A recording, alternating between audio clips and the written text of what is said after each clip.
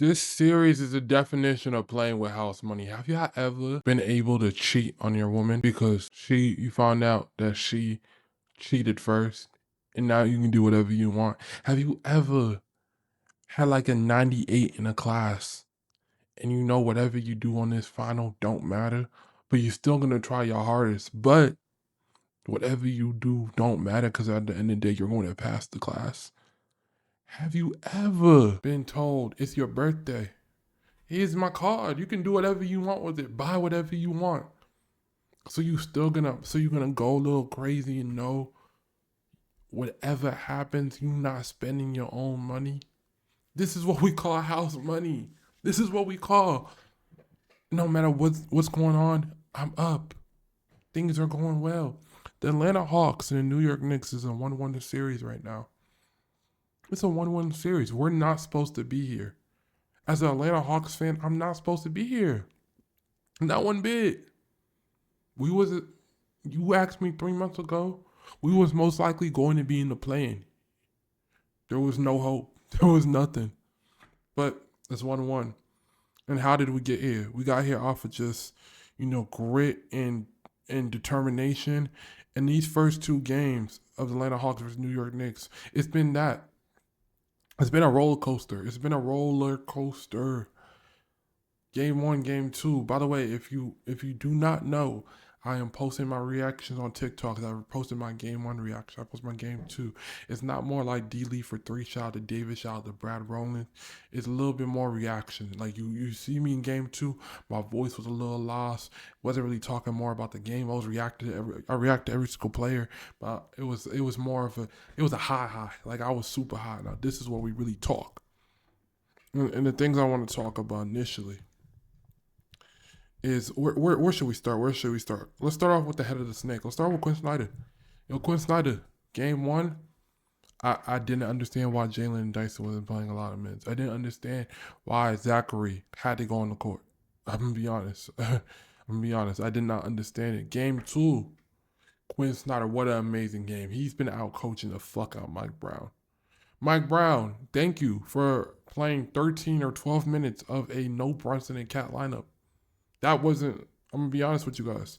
You do not go into the playoffs and you do not decide not to play your superstars for more than 12 or 13 minutes. Definitely when you have 2, you have to have one of them on the court at all times of some sort. If they're that important to you offensively. You cannot do that. You cannot just not play them, by the way. But that's what Mike Brown did. And the Atlanta Hawks went on and won those minutes very clearly. And then all we had to do is play great defense. The Atlanta Hawks has been playing great defense. I mean, even game 1, what was the score? I think the Knicks scored 111, I believe. I could be wrong. The Knicks didn't score a lot. Like the offense couldn't get it going. Game 2, the offense still struggling, but CJ McCollum, just tough key buckets. And you know why he was getting tough key buckets? You know why he was able to get to his spot? You know why he was able to attack the defense? Because he was attacking the small guard. And you know how Rita feels about small guards in this channel. He was attacking a guy that can't defend. He was attacking a guy that's going to struggle defensively. And he got to his spots. This is why, unless you're Darius Garland, I don't invest in small guards. I mean, if you want to call Steph a small guard, then obviously we invest in Steph Curry. But I don't really invest in small guards. I just have love for Darius Garland. I just think having a small guard is very, very hard to win in this league as your best player. And the small guard leads everything. It's just extremely hard. And these are the reasons why Brunson was getting attacked. He was getting busy baked. That boy's knees was buckling. That boy is seeing Nikhil. He's seeing Dyson. He's struggling offensively right now because we are throwing the whole plate at him. And he's Jalen Brunson. This is no disrespect. Jalen Brunson's an all-NBA player.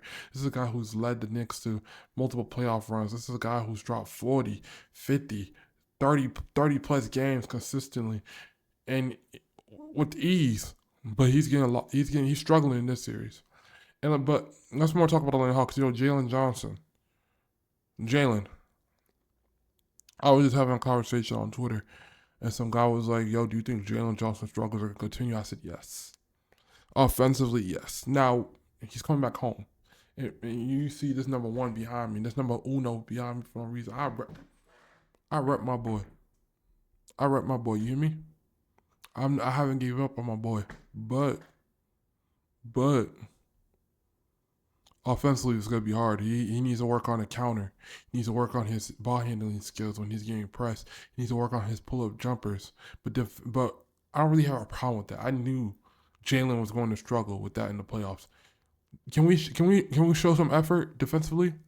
Can we move our feet? Can we not get so watching the ball heavy, and then like someone OG or Mikhail gets past you on a cut or your assignment or a rotation that you could have helped out on? That's my only problem with Jalen. Jalen, other than that, I think he figured out a little bit more offensively in the second half of the New York Knicks game. The floor was a little bit more spread. He was able to attack the gaps and not see two when he gets down there. That helps. So it was more attacking the basket. It was less floaters, less fadeaways and stuff like that. Once Jalen gets to the way where he can attack the rim, be aggressive, and draw fouls or draw contact, it's just better for the team. Kamingo, I cannot have a video while speaking about Kaminga. Kaminga has been amazing defensively. Game one offensively, the shot IQ wasn't there at time. Didn't give us much offensive game one. Game two, he was everywhere, getting downhill in transition, running first, defensively on deflections, poking the ball, getting out there. He was doing it all. We need this to continue because the bench plays a big role. The bench is not there. We don't have a bench. It's going to take either a Gabe Vincent 4-3 made game, or it's going to take something. But that's that. Also, Nikhil Alexander Walker, my brother, I love you so much. I love Nikhil. Nikhil's gonna have a good game soon. I see it coming because if the New York Knicks decide to put Mikal Bridges now on CJ McCollum, because if you guys don't know, JB has been guarding CJ in most situations. Nikhil, it's your turn to attack. I think Nikhil Alexander Walker being at home, and I just think players play better at home. They're more comfortable, stuff like that. This is definitely players like Nikhil and Jalen. That's the first time in this role having a high shot usage and having some expectation to score. They're going to play much better with the home crowd in front of them. We all know New York Knicks fans are going to be there, and I'm going to be there. And when I'm there, my team always performs. I have like a 7-2 record. You guys know when Rita's in the building. I will be in the building. Last thing I want to speak about was the praises about Dyson Daniels. And Onyeka Okongwu. Onyeka's been fighting. He's a dog. He's a dog. He's a dog. He's a dog. 6'8", giving up mad size, but he's been shooting that three ball like no lick. He's been spacing the floor, DHO actions, attacking the rim off of fake DHOs. I saw Gabe Vincent screen him in the corner, screen Mitchell Robinson. He just blew past him, and Mikal Bridges was atop of the screen, blew past him and got a free dunk. Onyeka's aggressiveness means a lot for this team, and him just upholding and just staying out of foul trouble.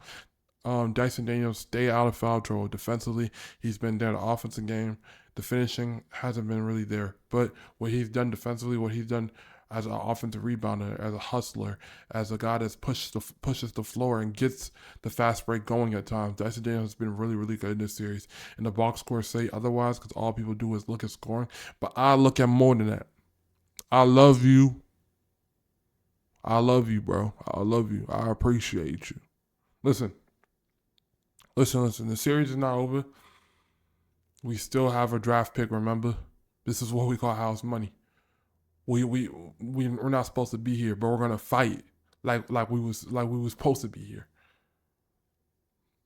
We have our draft pick coming up. I'm gonna have a guy from Draft Twitter that I respect and love so much come on this channel, and we're going to speak about Atlanta Hawks draft picks. Remember, this is not only a Hawks channel, but you guys show me the most love, and I love you guys, so I'm going to speak about you more. We're both going to speak our favorite prospects for Atlanta Hawks, probably favorite prospects in general in the draft. Probably just chop it up. I have a good YouTube video. You feel what I'm saying?